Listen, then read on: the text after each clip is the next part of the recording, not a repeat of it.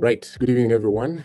This is Group J presenting the preliminary screening report for the Oil Exploration and Development Private-Public Partnership Project in Uganda. Straight off the bat, we shall start with an executive summary that gives a high-level overview of what the project is about. The project is associated with strategic projects such as the Tilenga project and the Kingfisher projects. Tilenga project is based in Bulisa district, and the Kingfisher project, of course, based in Chikube district. Then along with this, we also have the East African Crude Oil Pipeline project that is about 62% complete. Some of the key partners we can cite for this project are Total Energies, which is a private entity, has about 56% stake in this project. Then we have CNOOC, a Chinese company that has 28% stake in the project, as well as the Uganda National Oil Company that holds a 15% stake on the upstream of this project. It's a massive scale project, aiming for about 190,000 barrels of oil per day, which constitutes about 1.4 billion barrels at the end of the project.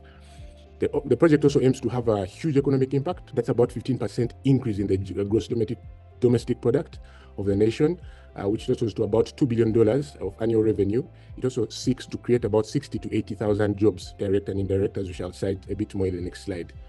The project has strategic alignments, especially with Uganda's Vision 2040 and the UN Sustainable Development, most of which we shall also go into in the description of the project. It is expected that the first oil deposits shall be accumulated in about 2026 to 2027, that will position Uganda as a regional energy hub.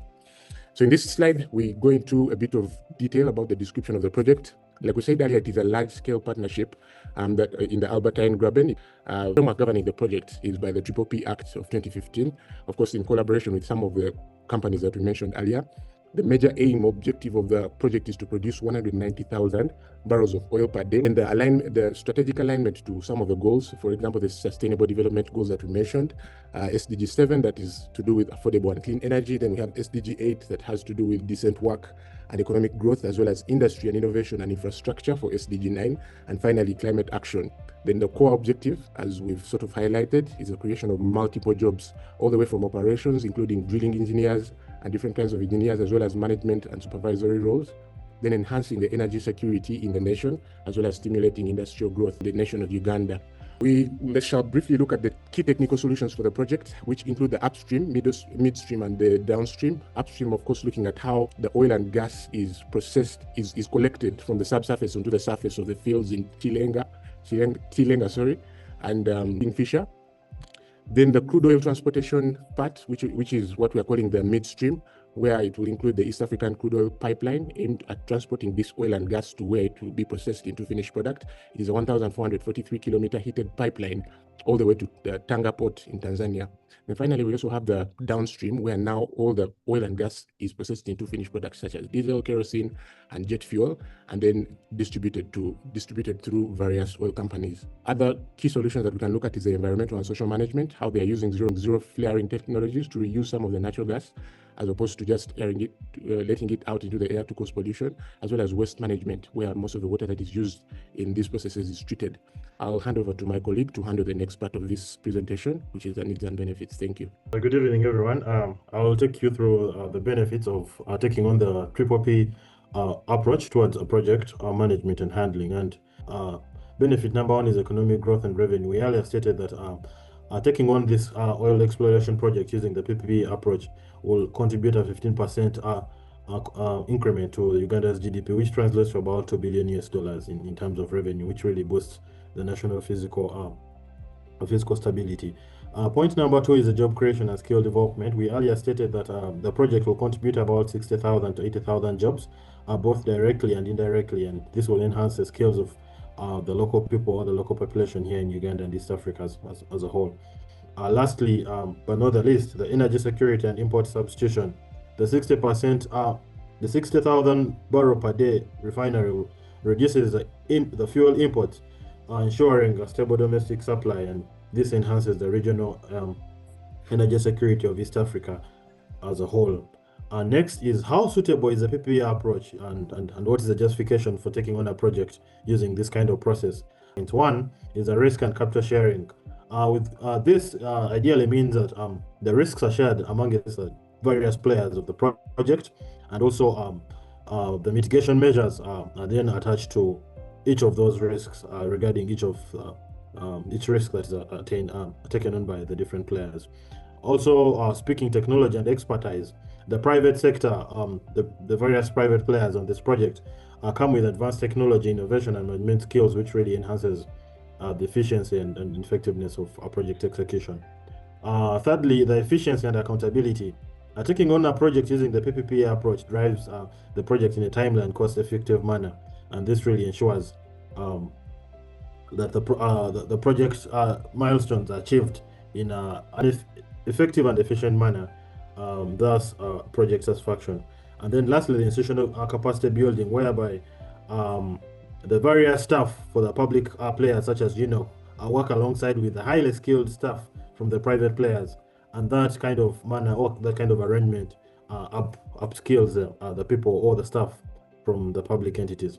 I'll hand over to my colleague to take us through the next slide. Good evening, everyone. Let me walk you through the economic and financial pre-analysis of this project, focusing on its affordability and long-term viability. Here we have strong resource base. We're looking at a project backed by 1.4 billion recoverable barrels, which gives us a solid foundation for over 25 years. Then we have significant revenue generation. Based on projections, the project could bring in more than $2 billion US dollars annually through taxes, royalties, and profit sharing, a major contribution to government's revenue. Then we have reduced public spending. Using the PPP structure means attract private capital, reducing the government's upfront financial load while still benefiting from the project outcomes. Then we look at the effective risk management. The PPP framework includes built-in risk-sharing mechanisms and guarantees. These ensure financial stability and make the project more affordable and resilient. Then I'll take you through the legal. So here we look at governing laws. The project operates under the Public-Private Partnership Act of 2015 and the Petroleum Laws of 2013. These laws provide the foundation for how partnerships and petroleum activities are managed. We have the oversight bodies. Supervision is handled by the Petroleum Authority of Uganda, UNOC, and the Ministry of Energy. Together, these bodies ensure accountability, transparency, and that all operations meet national standards. We also look at the key agreements. The main contractual frameworks are the production sharing agreements and host government agreements. These define how roles, revenues, and responsibilities are shared between the government and the private partners. Then we look at the environment and social safeguards. Compliance with the National Environment Act and international standards, such as those of IFC, helps protect communities and the environment, ensuring sustainable development. Then we look at the overall goal, which is to guarantee transparency, fair partnerships, and responsible development that align with Uganda's national interests. Let me hand over to my colleague to handle the rest. Thank you so much. Looking at the readiness of the project and its status, including stakeholder identification, the implementation status of the project is the project's under advanced preparation with front-end engineering designs completed for projects like Tilenga, Kingfisher, East African crude oil pipeline and refinery. The government stakeholders that are in this project are Ministry of Energy and Mineral Development, Petroleum Authority of Uganda, UNOC, and Uganda Investment Authority. Private sector partners include Total Energies and CNOC. Then there is also community and civil society engagement, active through settlement and livelihood restoration. Slide with we're talking about information availability, and the organizations that are responsible include Petroleum Authority of Uganda, there is UNOC, Total Energies, and CNOC. There is also East African Crude Oil Pipeline and independent oversight and civil societies. Thank you so much, guys. So from the above discussion, having undergone all the above steps of the project identification and screening process, the next phase is the project coming up with an action plan. And at the point of coming up with an action plan, you take into consideration all the factors that have been discussed above: the legal feasibility, the financial feasibility, the actors and stakeholders, the objective of the project. In this case, the objective of the project is to develop the Tilenga and Kingfisher oil fields, the eco pipeline and the refinery that produces up to 190,000 barrels per day. Here, then we then move to the governance and stakeholders. So here you're looking at who is in the lead on behalf of government. You're looking at the Ministry of Energy, Petroleum Authority, and UNOC. The timeline, for example, is going to be for eco, for example, to be completed by 60%, and regarding the oil to the refinery to be operational by 2027.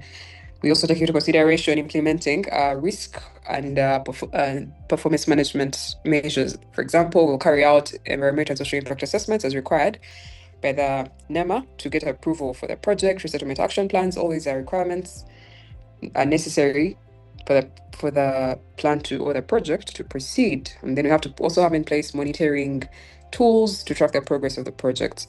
So our draft action plan is displayed on slide 12. And here you can see the action areas that we've identified, for example, the legal and regulatory, the construction, environmental and social, finance and resource, operational readiness and workforce, and then monitoring as the final stage. And each of these action areas, each stage has its key activities. For example, with legal, there is finalizing the production sharing agreements between the parties. And when we come to the stage of operational readiness and workforce, here the target is to complete oil production by 2026 to 2027. Summarily, those are some of the aspects of the action plan, and it is the final stage of the screening report. Our presentation comes to a conclusion at this point. Thank you so much.